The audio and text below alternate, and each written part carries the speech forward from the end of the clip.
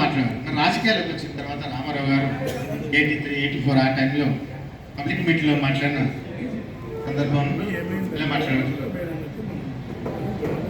6 కోట్ల ప్రజానీకానికి ఇవే నా తెలుగు నమస్వాంజలు.